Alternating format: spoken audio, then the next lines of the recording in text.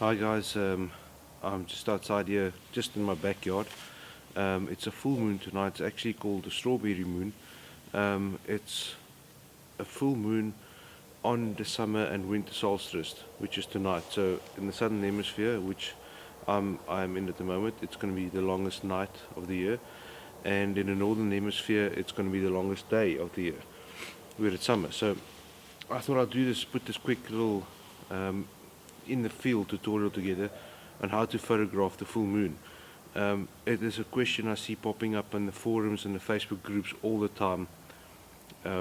So I thought let's put something together quickly. I've done a couple of moon shots before, so let me just run you through my experience that I've got with this. I'm going to be shooting with my Canon 6D and my Sigma 150 to 600mm lens. Now, one of the things that you might need to remember is that I would prefer to shoot this from a tripod, especially with the longer focal ranges that you've got with the 600mm lens. And if you've got longer lenses as well, like the big primes, I would recommend shooting it from a tripod, simply because the lens is heavy. At those long focal ranges, you get quite a bit of shake. If you don't have a tripod with you, it's not a train smash. The settings we're going to be using for this will allow you to be shooting freehand, but you're just going to get better results using a tripod. Camera's mounted all steady. One thing you need to remember when shooting from a tripod is to switch the image stabilization off. So, image stabilization is switched off on the side of the lens. Another thing you need to remember is your focusing. That's something that a lot of people ask, is where do you focus? And people will tell you, just turn the lens to infinity. It simply doesn't work as easy as that. Like with my star trails and astro stuff I shoot, you need to remember there's a hyperfocal range to any lens. Now, something that's good with the moon is that it is so far beyond any focal range or hyperfocal distance that it doesn't really matter. So, and it is such a big bright object in the sky that you simply focus on it. Just use your center focus point, focus on the moon, and you should be good to go. Do not turn it simply to infinity or infinity and a millimeter back like some people would say, because it's not going to work. Simply use autofocus, line it up with the moon, and focus it. What I would recommend then is lock your focus. You don't get something, especially if you recompose and your focus point moves off the moon. Your lens will start hunting because it will just simply be trying to focus on a black sky. Switch the autofocus off. Your lens is focused. The moon is not going to go further or closer or move faster through the frame. So switch it to manual focus. So let's do that quickly.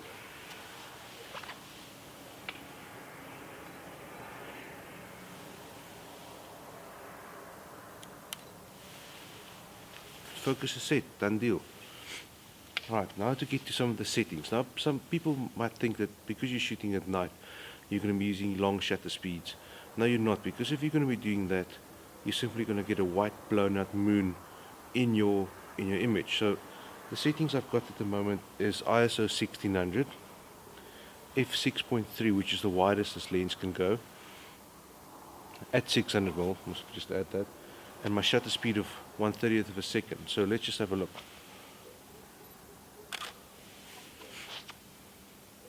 I'll show you the photo on the screen as well, but it's just one bright spot. The reason why it's that is your camera, especially if you're using looking through the lens, trying to set your exposure, and letting the camera allow you to letting the camera choose any settings for you, is that the camera will always try and balance it out. So it will always try to go to 80% gray. So the darks in the sky, it will want to make that whiter or brighter. That's why the camera will overexpose if you do a evaluative reading of the whole scene. Thing is, you will need to dial it in. And like I said earlier, you can be shooting at speeds high enough to be able to shoot handheld. I just wouldn't recommend it. I simply prefer shooting from a tripod. So, and with this, is because the moon is so far past any hyperfocal distance, is that you can shoot it at any f-stop that you want. You can shoot it at f2, f5.6, f8, f11, whichever you want to choose, but it won't matter. The only thing that I would recommend is shoot it at f5.6 to f8. My simple reason for that is because your lenses is normally sharper at that apertures. If you're going to be shooting wider open, like with the Sigma, you might get a bit of ghosting, which is not ideal. At f8 or f10, the lens itself is going to be sharper. That's the only reason why. It's not because you want more, because the moon is so far away that you want more in focus. It's going to be in focus in any way.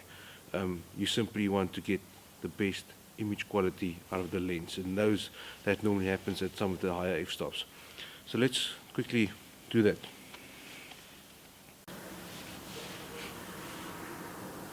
Because you're going to be shooting with lower ISOs, you're not going to have so much noise in your image. So right, let's dial in some settings and see where we go.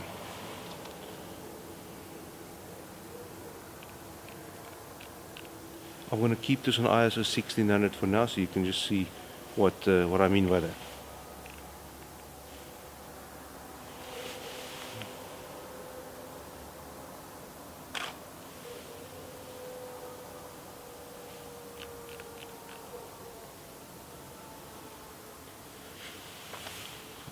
Currently shooting at ISO 1600. It is with a shutter speed of 1/2500th of a second, so that is very, very fast. You can drop down that shutter speed to 1/1000th, but with that, drop the ISO as well. So let's drop it down to 400.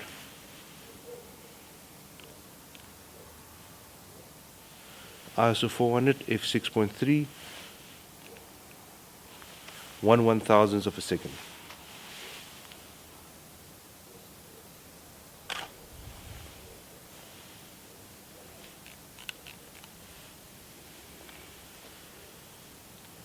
Not sure if you will be able to see it directly on the screen. I'll put it up on the computer as well.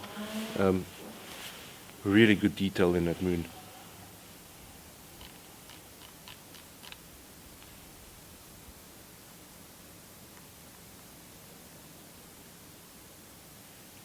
I might even recommend to go a little bit faster, bring out more detailed, make the moon itself a little less bright as what it is. Let's take it to 1/1600th of a second.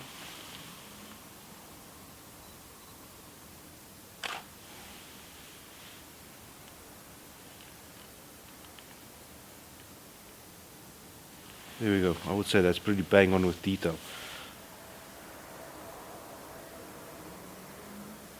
You can see the shadows in the valleys. You can see all the craters. You can see the lines. It's stunning.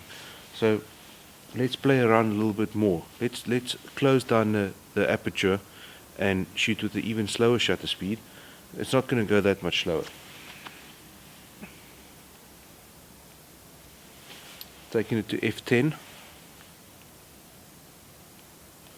and 1/640th of a second shutter speed. Let's see what it looks like.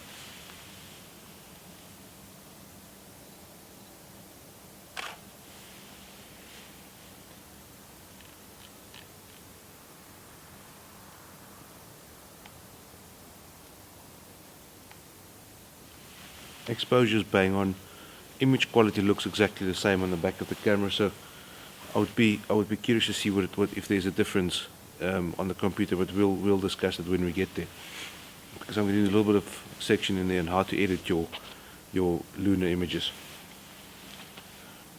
So as you can see, you can shoot at higher shutter speeds, narrow apertures if you really want to, and low ISOs, simply because the moon is so bright when it's full, is that you can be exposing for that bright highlight to get the best detail out of it, and to achieve that, you're going to drop all those other ones. So it's actually pretty simple if you think about it.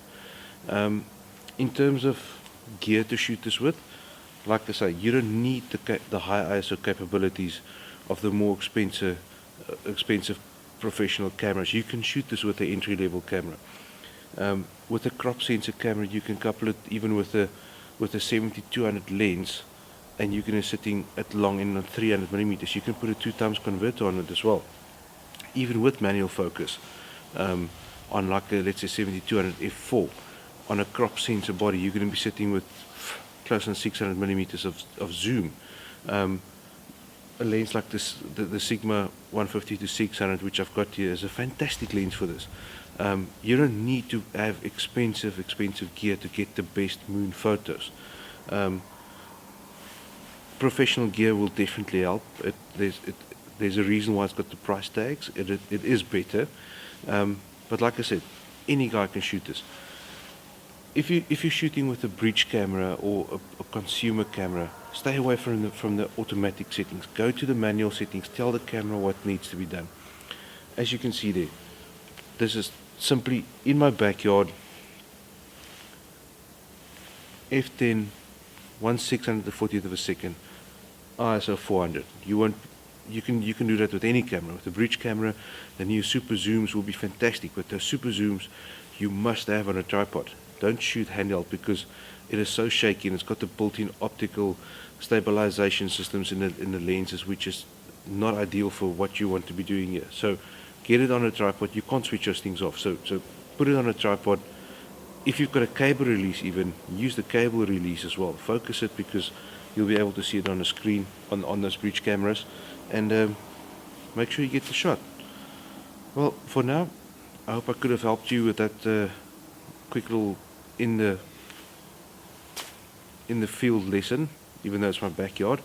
So I would say good night from a very cold South Africa. See you guys soon.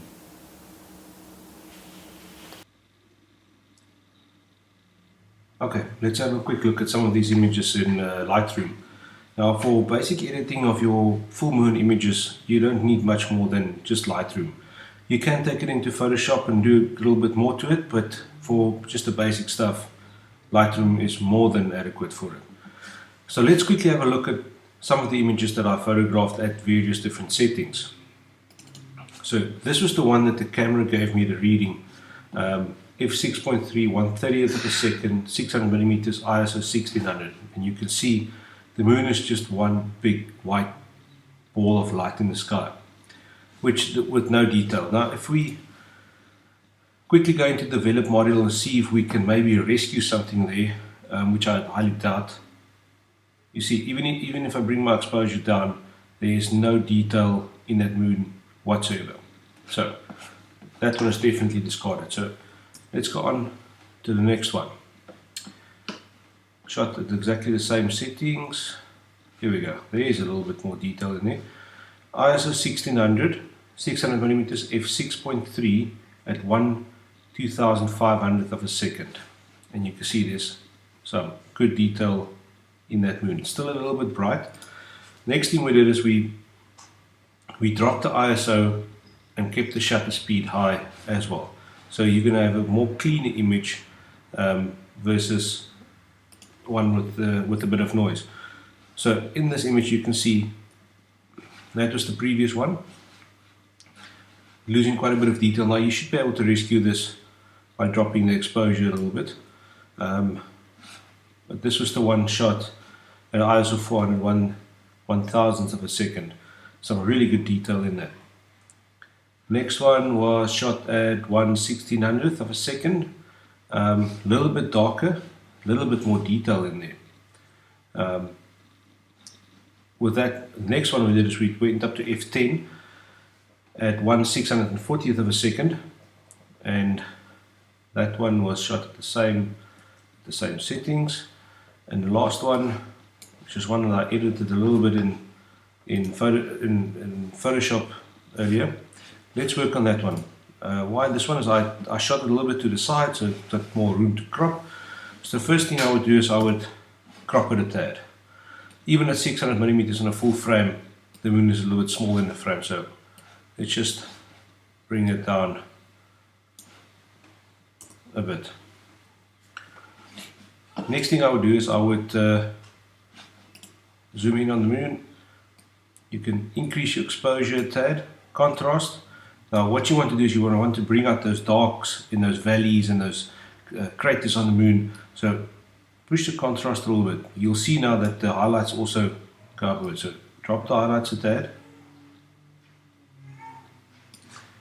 You can drop your shadows even a little bit. Up the whites a bit. Blacks even more. Now with the clarity is where you're going to see quite a bit of difference. And I'm pushing the clarity quite a bit here.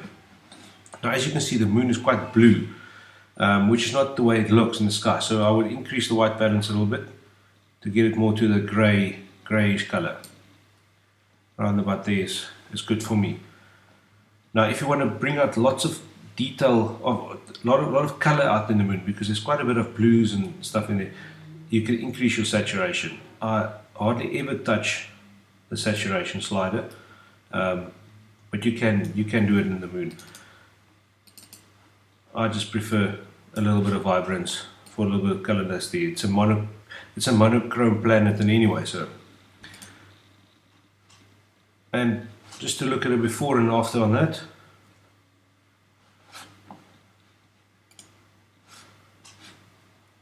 Before on the left.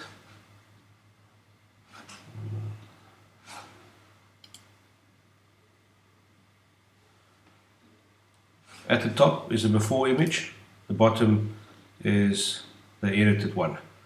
You can see the before and after. Quite a bit of detail brought out back there, and as simple as that. Now just a simple sharpen and noise reduction and you're ready to go. If you want to print this, I would suggest sizing it a little bit, because you did crop away quite a bit of the pixels, so definitely recommend increasing the size quite a bit in either Photoshop or Perfect Freckles or anything like that. So there you have it, guys.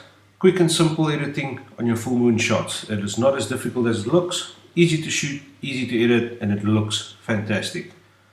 Thanks guys, I really hope you enjoyed this one. Don't forget to click the subscribe button at the bottom. I've got some more stuff coming. Next up is a really good, interesting review on a fantastic camera lens. See you guys soon.